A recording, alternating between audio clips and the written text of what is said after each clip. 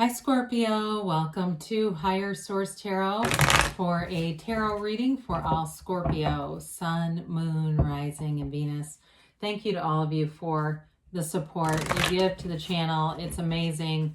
I appreciate it, and I send you love every single day. And if you are new here, welcome to you. I post new readings every Friday, then again on Monday. So if a reading doesn't resonate, you can come back in a couple of days, watch a new reading. You can check other parts of your chart. Fridays are always a general reading. Mondays are a different style of reading every week. So one week there's a love reading.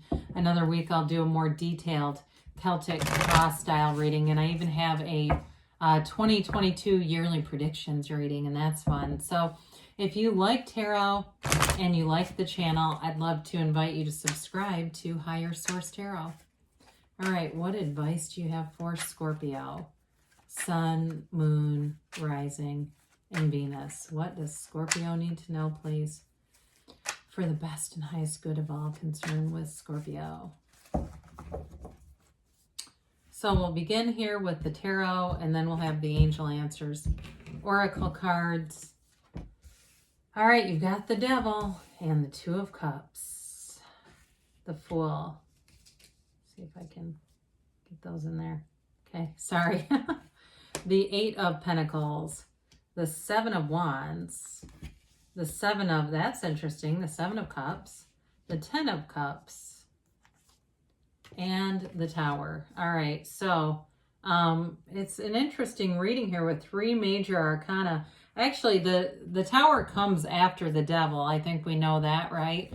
And so the Tower brings you into a radical new life. We welcome that from the Devil energy. I do feel like you have a new relationship here, a relationship that's growing with the Two of Cups, Fool, and Ten of Cups energy. That's beautiful. I do feel like there's something, though, with the Seven of Wands, Seven of Cups, and Eight of Pentacles that we need to talk about, and the Devil, too. I just feel like there's something about some effort or some uncertainty here. The Devil is all about restrictions. So, of course, we know the Fool represents your soul in this earth journey.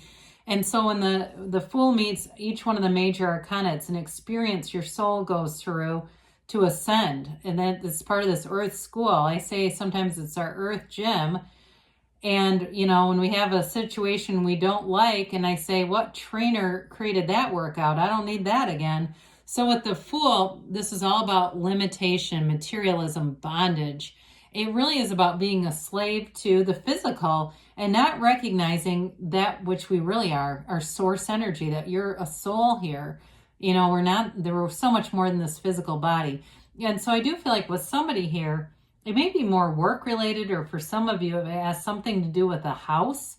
There may be somebody in the mix that's like very set in their ways, I get the word repetitive. And it's like, they only see one way to do things. They're like a very much a tunnel vision kind of thinker. I do feel like this has something different than a relationship. It feels like a different storyline entirely, like work, or like I said, with a house. Now, we talked about how these come together. And when we look at the black in the back of the cards, it's ignorance. That's what it recognizes, not knowing something. And so I do feel like that lightning bolt that comes in, that's the information that you're going to need to move this Devil out of the way, because whatever that is, it keeps things stuck and stagnant. I do see it moving forward, but I feel like it's been a lot of effort. It's been a lot of negotiation for somebody. And so that gets tedious after a while. Now the Devil too, it's like, I feel like it's a very fear-based energy. So if it's work or a house, I just get some kind of contract. Whoever it is, I feel like they're limited, like we said, but they don't allow things to rise to their potential. Like there's something about them. They kind of try to keep ideas down and keep things stuck. They live in a very frustrating energy, I'll tell you that. So with this Two of Cups, in terms of a relationship, I do see that growing. I see there is a match here. And so that might be part of what keeps your sanity is, you know, if it's a work-related thing, when we're in love or falling in love, some of that stuff seems to shrink, doesn't it? It's just not nearly as important as it might have been. But with the Two of Cups, there's definitely a genuine love, a genuine appreciation, And I feel like you'll, even if things are going wrong in some area of your life, you won't go with them, right? We all know that at times in our lives, things will go wrong, but we do not have to go with it. And so with this, I feel like you'll have other focus, other direction. And so we talk about, I mentioned this before, it's a beautiful energy altogether. There's happiness, there's celebration, there's joy, there's trust and enthusiasm here. There's definitely a new beginning here. So whatever it is, I feel like you're weathering the storm just fine with that 10 of Cups especially. So with the Fool energy, it opens up the door. I mean, the Fool is unlimited potential with the 0 as the number, and it's a fresh, clean energy. It's a beautiful, clean slate. So the Fool stands on this edge of a cliff with that rose, and the rose symbolizes purity, as does the white dog. The white dog is, it's also sort of in a messenger in some ways, kind of saying, hey, don't get too impulsive. But that white rose too, it goes in his hand on this journey to take a leap of faith. So like I said, I feel like in a relationship, you're going to be all in. There's nothing holding you back here. You've got this little dog as the guide, and that you could say is your source. It could be synchronicities around you. Maybe you're going to go outside and see a little white dog, and you're going to go, oh my God. That's part of the synchronicity of these cards. That's so fun. It is a card, though, of new beginnings, and it symbolizes that you're a child of the divine. That's what the Fool is before all the layers of negativity get put onto this energy. It also signals a transition for you. So again, I feel like you will have these experiences, but you'll move forward. You won't stay stuck. And so with the 8 of Pentacles, this brings in stability with money in the material and the physical body, but also manifesting. So you've got to focus here. And so I do feel like whatever you're focused on, you won't allow those limitations to really sway you much. I just see you as moving forward regardless, Scorpio. I didn't mention here, you've got Capricorn, you've got water, plenty of that. So Scorpio is well represented. And you have earth and fire here as well. But I feel like with this, it's all about building things up. And you might find too, you have people who come in, you've got this a few different times, people who may come in, if it's a work-related thing or something with a contract, that are going to help create a turning point. And so nothing is wasted here, okay? The intentions, the putting one foot in front of the other, doing the next right thing is not going to be wasted in the end. Even if it seems like there's a setback, sometimes that's a setup for the next thing. Like I said too, though, in a relationship, I do think you have a focus and a commitment on that love, and that's what helps in a lot of whatever this is. So the 7 of Wands here, 7s are about successful conclusions. They're about safety and alignment and security. So when they go low, you go high with this one. It is too about being able to predict somebody's next move. So if there's something in your mind here, like you're getting intuitive hits and you try to talk yourself out of it, in this, you may find it's wise to open up and listen to it. So that way you know what to do before it comes. You know how to prevent a situation. If it's work related or again, like something with a contract, it seems more like that, where there's some kind of a push-pull dynamic. Maybe again, somebody that you work with who's more fear-based and they're just limited in their ability to be creative. That's part of the problem here. So you may find that your ideas though do move forward.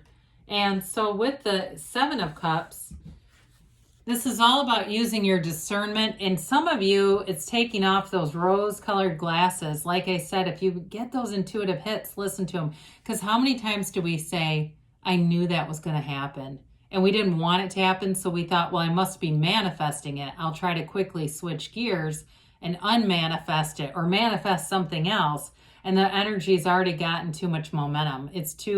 We're too close to manifesting it to stop it. It's like you realize it's there because it's in this place, this precipice of manifesting. So with this is another one that's going to allow you to use your discernment to make the right choices. So there's decisions to be made here.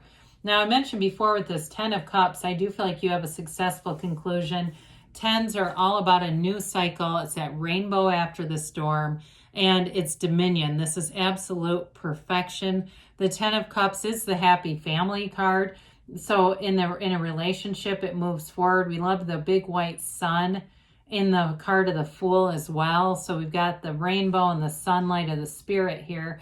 And so I feel like they're just trying to tell you that all will be well. It is moving forward into a place of harmony again, getting back into sync, back into harmony. So because the devil started the reading, I love it that the tower is at the end. I think that's pretty cool. The tower is nobody's caboose, though. The tower is almost like the engine in some ways. It allows things to move forward. It is an awakening. It's an overthrow of any ignorance, any limitations. It will break things wide open and allow you to move forward. So if there's something that wasn't sustainable, sometimes it can be one of those things where you're trying to close a contract you're pushing against. It doesn't go through, and it's the biggest relief of your life, because guess what comes in? Something way better. Okay, so with this, I always say it's let go or be dragged. It's happening. That lightning bolt that comes in and knocks the crown of the ego, that attachment to the materialism, is how we let go of the devil. So we want to just surrender it. Give it to the universe and wait for something better, because it's coming, it's happening. So the tower is a bit of a scary, picture of the people jumping out, but they'll move forward. It would have been nice in the deck to see, the star comes next, but to see those characters showing up again in the star. But either way, it's still, the deck is interesting. If you have a deck and you have never really taken the time to really analyze the pictures, you could spend hours doing that. So let's see here what the angels have to say for Scorpio, please. All right, you've got big happy changes. I'm telling you, this is going to open up a door for you. I still feel like, too, the relationship kind of took a second seat to this. I still feel like you have a beautiful relationship here, too, and that's a big part of this. Recovery, they say. So whatever it is, you're going to move forward. I mentioned the star because that's what comes next. You've got trust. All right, trust that the universe always has your best interest in mind. You've got perfect timing. So with that Seven of Swords, if you have to execute something, because that's action energy, do it, because they tell you don't stop. So good things are on the way for you, Scorpio. I love you, and I'll be back again soon.